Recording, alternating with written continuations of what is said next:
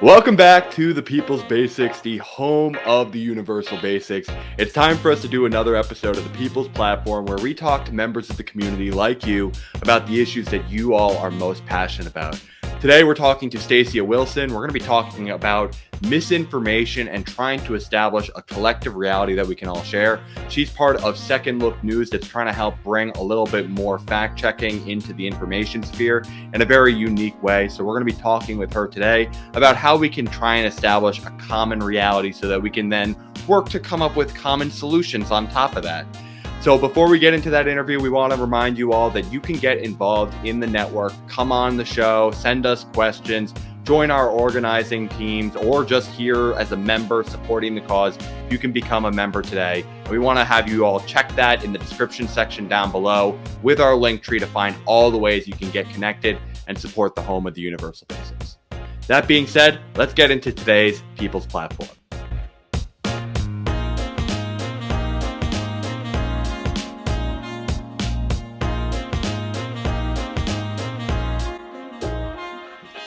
Okay, we have Stacia Wilson here. Welcome to the People's Platform at the People's Basics. How are you doing today, Stacia?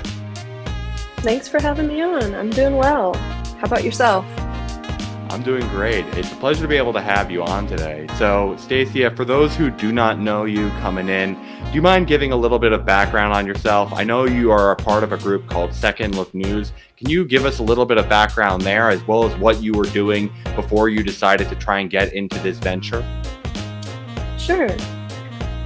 So I grew up in Japan, and I have spent most of my life being nomadic, and I've been a dancer. That's what I was doing before COVID.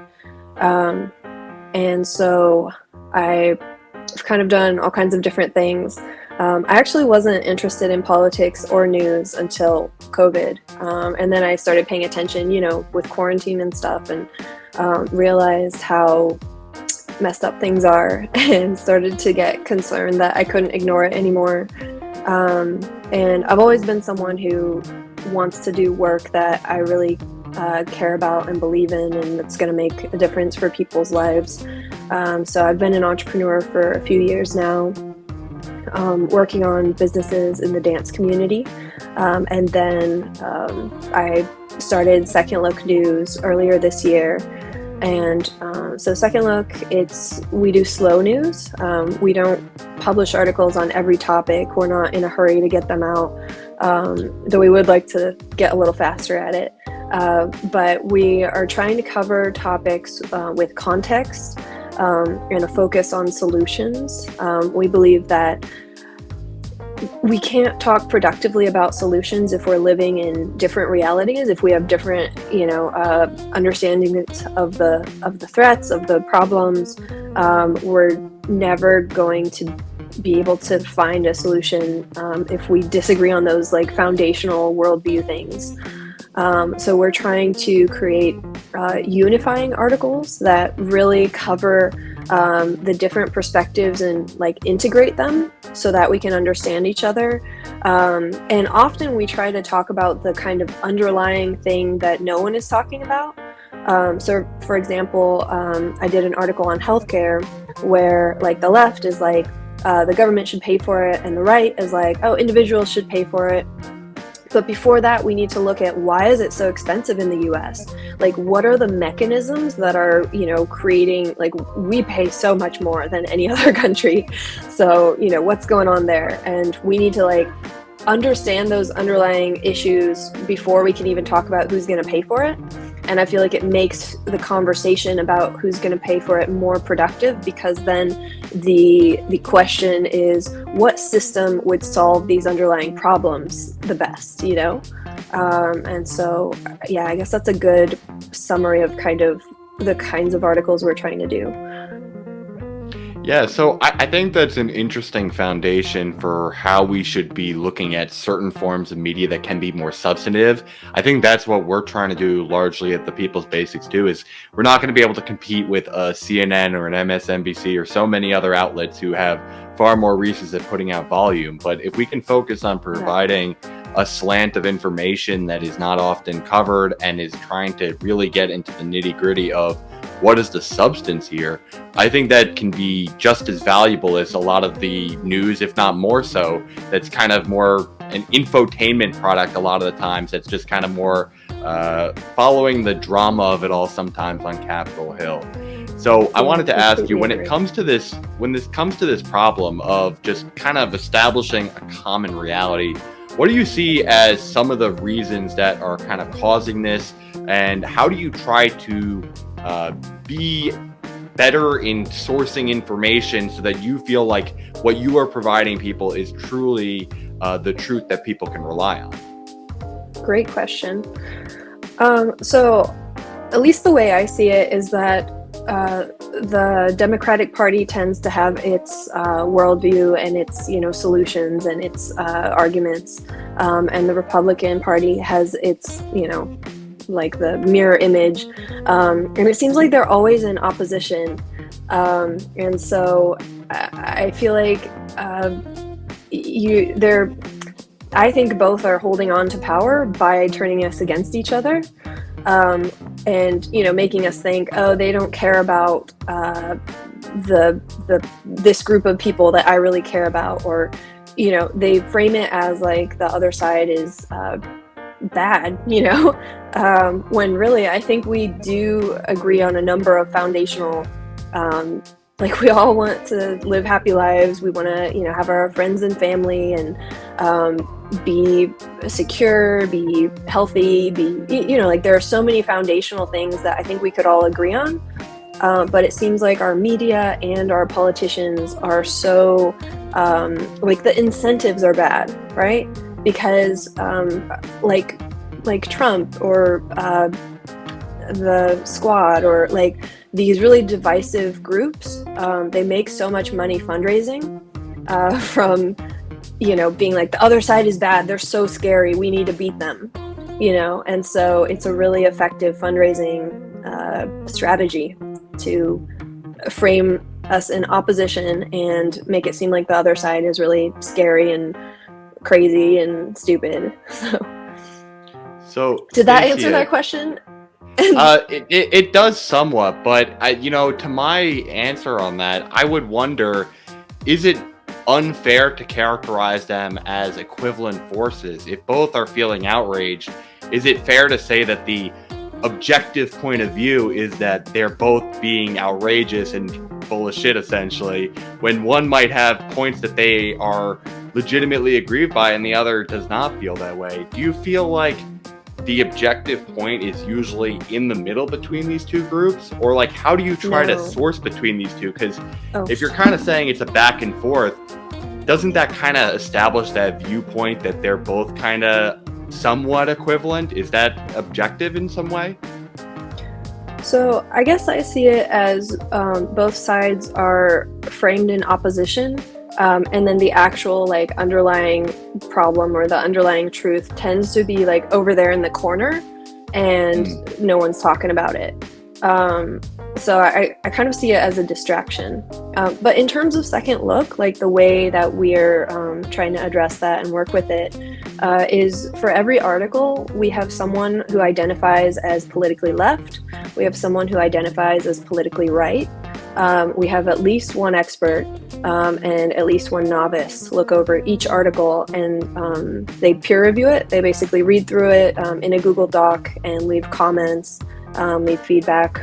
And what this does is, I do think there's like when I talk to people who are politically different, or like who listen to really different news sources, or I find they are aware of information that I haven't heard of, and I'm aware of information they haven't heard of, and so we want to try to close those gaps.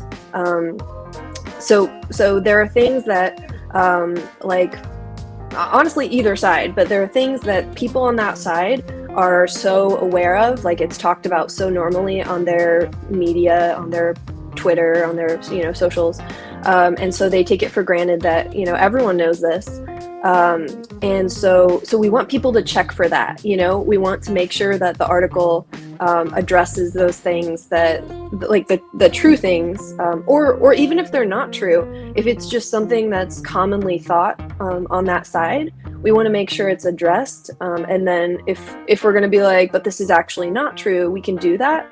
But we want everyone who reads the articles to feel like, oh, they get me. Like they get the world that I'm coming from. And yeah, so we do that through our peer review process by having people from different sides look over it, and just fill in the stuff that like is talked about on their side, you know, their perspective.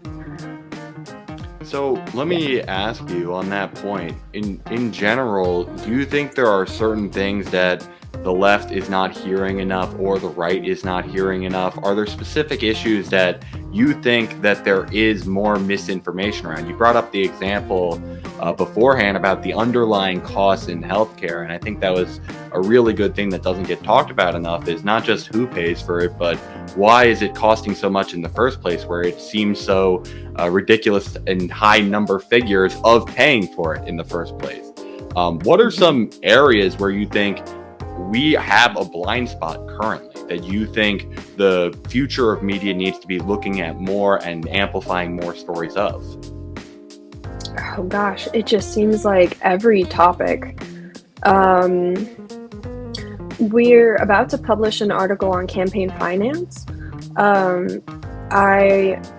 I feel like on that topic, I think the article maybe leans more left, although we've had like 3 right people look at it, because it seemed like it leaned more left, you know?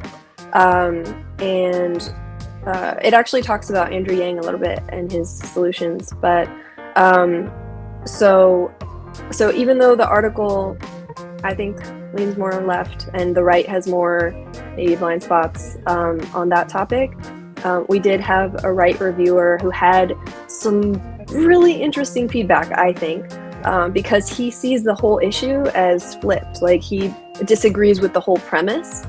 And so we were like, how do we integrate this so that people can be aware that there's this way of thinking about it, like that there are these concerns, but not have to rewrite the whole article. You know, like, it's not like we're going to change the whole article for him. But he really disagreed with like the whole premise. So what we're doing is we're adding in a couple paragraphs to just be like, there are people who have this concern because of this, you know, like, just to make sure that's in there, so that it can kind of open up how people think about it. So yeah, on that issue, it seems like maybe it leans more left. I mean, gosh, the Kyle Rittenhouse trial was a wild thing to see. I mean, people on the left, at first they all thought it was black guys who were shot. They were all white, you know. There was just so much, like, news media actually published, some news outlets published that they were black, and so that was like a flat out lie. There was a lot of yeah, that one was so blatant, just like kind of the different perspectives.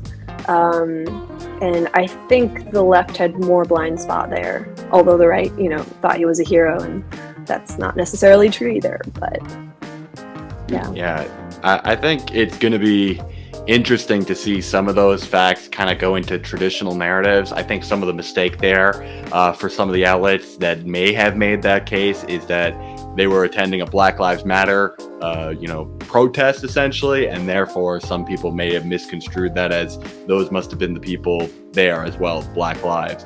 But I want to ask one final question, which is, obviously, I totally get with you on the kind of consulting to have variety of perspectives so that we don't have blind spots, because we're obviously going to have our own bubbles and like blind spots. I think I could use certain perspectives that are a bit more to my right more often. I think I tend to be more often on my left. But I have to ask, if every issue you have to kind of have a left and right perspective to it, is it kind of like on certain topics we take it as an objective truth, or is there going to always be two sides to every issue? Like, how do you try and go about that issue where it's certain subjects, let's say related to science as a topic, where we feel like it's a field that tends to not include as much opinions. We say there's a method and a way of verifying information, but there's clearly been a lot of concern within this field in this past year with things like the vaccines, as well as people in the past being concerned around things like climate change and the misinformation that is out there on these science-related topics. How do you think we go about, handling certain topics where, certain people who have more expertise on the subject are kind of being often put on the same pedestal as people who are just, largely giving an opinion? It's kind of a gut emotional field. And obviously, I'm not saying the scientific community is always going to be 100% in consensus, but you can have overwhelming opinions on one side. How do you handle those kind of topics where we feel like more objectivity is needed compared to opinion and perspective? Well, I actually think it's pretty dangerous what's going on right now with certain scientific perspectives being locked out of the discussion. I actually don't think that is science, right? Where we decide really quickly, especially with authority figures, right? That this is what the science says, it's case closed. I think science has to be open for discussion and open to considering all the evidence. And, I feel like we overcome that with better discourse. I feel like it's actually dangerous to block off certain, especially if they're qualified, to be like, oh, we're going to shut them down. And the thing is, they don't actually get shut down, right? They just separate. So then we have people who only are aware of this information or who are only aware of this information. And I actually think the most productive way to address it is to bring them together and let them talk it out and see who has the stronger evidence. I feel like if people saw more discussions like that, I think it would actually solve a lot of the misinformation problem. Because you can see who's full of shit, or if they're presenting their evidence, and that's why I actually really prefer written form, because then you can link to all the sources and it's easier to kind of check it. I feel like when you're talking, you can cite stuff, but you can cite it wrong, and so yeah. So yeah. I was going to say, on that topic, I do agree about the written form being a better way of having debate, because I was going to say part of the problem of having kind of like these verbal debates is they become kind of more of a performance of, being able to deliver it well and kind of the affect in which one carries oneself. And it's hard to sometimes be able to fact check someone on the spot when someone can basically gish gallop you and just say point after point after point. And the amount of time to debunk each point would make you run out of, time trying to debunk it all while then trying to make your own point on your own side. And so I do think there is need for discussion, but I think carrying it out with some kind of evidence that there's kind of been a body of review, part of the scientific process, because I do agree with you, science is an evolving idea, is the ability to replicate it and having others be able to review your work. I don't think we should be shutting people out, but I do think people have a responsibility to make claims with a high degree of certainty in their language, not just saying, hey, here's this one study out of nowhere where we basically say this can work. We should have governing bodies who do have this process of evaluating a wider range of information and then saying, here is where the scientific consensus is currently. Because I don't think, at least currently, there is nearly enough scientific literacy for the average person to try and go sift through independent studies, because there's going to be some confirmation bias for what people are looking for often. And that's kind of my fear about saying, hey, people should go do their own research only. Because I fear that people aren't qualified so often to know what research is good research versus bad. And so I do think we need to have certain levels of governing bodies say, hey, this is where we stand currently. And obviously we need oversight of that and having the ability to bring accountability to people if they're not doing a good job. But there's a reason why I think certain people have earned the expertise that their credentials provide. And we shouldn't just be trusting anyone to be talking about really serious topics like this. But I also agree with you. We need to be considering that there is a wide variety of perspective and new data, and that should be not tried to be blocked off, because we don't want to be blind because we've already determined that this has to be truth no matter what evidence goes to the contrary.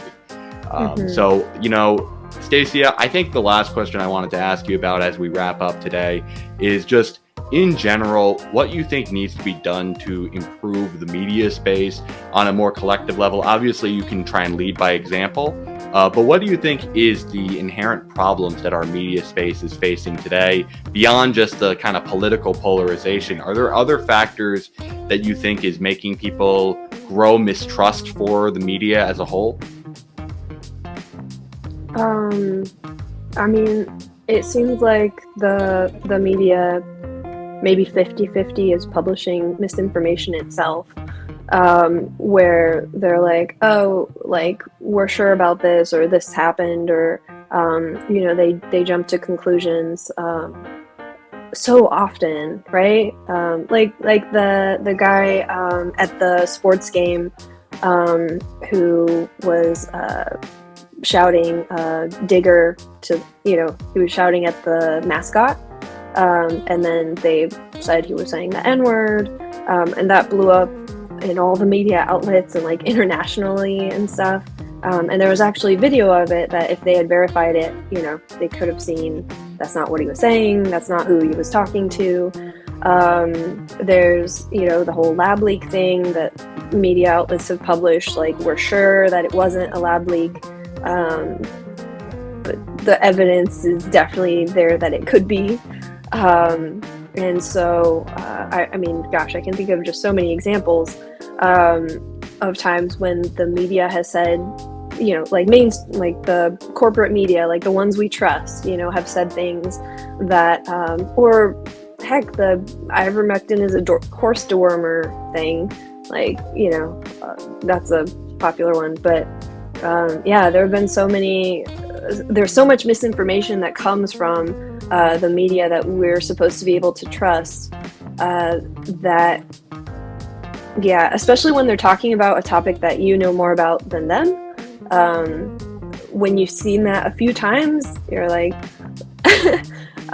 so I think the mistrust is warranted at this point.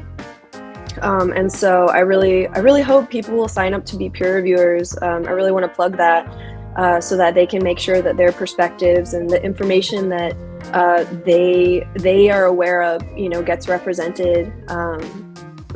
Yeah, I think there's a lot of problems with our media right now, and just how the money works, like who's financing them. I mean, it's corporate media at this point. Like, it's financed by big corporations who are also financing our politics. Like, we have this article on campaign finance coming out. It's the same corporations are paying for policy that favors them, who are paying for the media to favor them. It's I think the mistrust is warranted at this point. And so I think we need to try to build out, parallel institutions that are more trustworthy. I mean, podcasters, but personally, I really like written, like, long form with links. I honestly think all media, like all corporate media as well, should be linking to every source that they're referencing, if they're able to. Like, I think that's a legacy thing from when we had paper newspapers, and we couldn't link.